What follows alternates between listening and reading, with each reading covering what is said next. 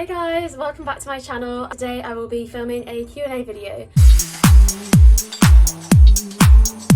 I put out a question on my story on Instagram and I was asking people what they want to know about me. I've written all the questions down that I received from Instagram on my laptop. If I'm looking that way, that's why. Let's get into it. But my first question, where am I from and how old am I? I'm currently living in southwest London, which is such a nice area. We've got Richmond Park, the river, summer vibes are here, and I'm 23 years old. I graduated from Sussex University last year, and since then I've been managing a stables in London, and obviously the past couple of months I've just been at home recovering from my injury. The next question, how is my leg and any recovery updates or any news? You can watch my other video about how I had an open tib fib fracture and I go into detail about my experience in hospital. But in terms of where I'm at now, so it's been about 2 weeks since I've had my metal cage, which I'll insert a photo of what that looked like, removed, which was amazing. Even if it didn't feel like it when I first woke up, I was in so much pain. That hurt a lot. And I was just so happy. I felt so much lighter without the big heavy metal cage, and since then I've been coming on leaps and bounds because where I don't have the metal going through my leg, I don't have to clean every single pin site every single day.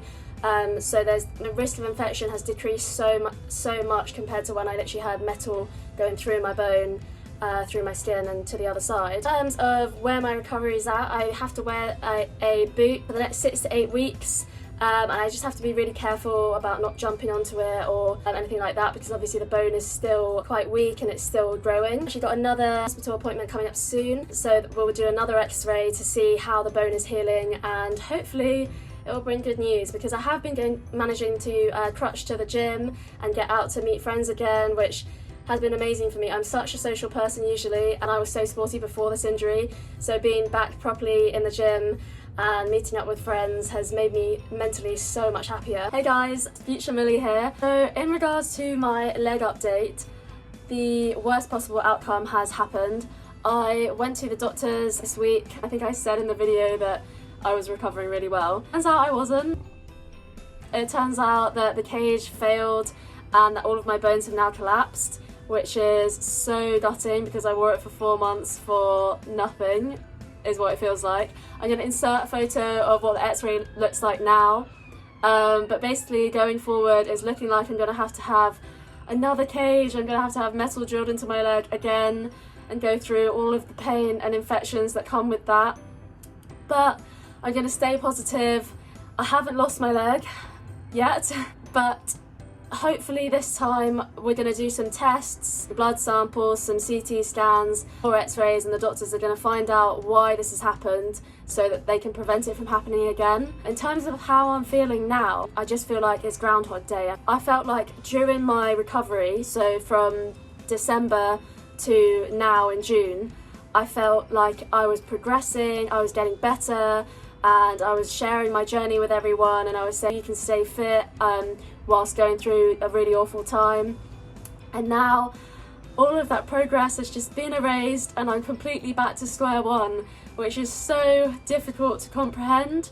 And when I first did find out, I was in complete shock, and that is the first time in a while that I felt really, really low, because I felt like all of this positivity, all of this staying fit, watching my nutrition, felt like it was for nothing, because it didn't help anyway. I did everything the doctors told me and my bones still collapsed when the cage came off.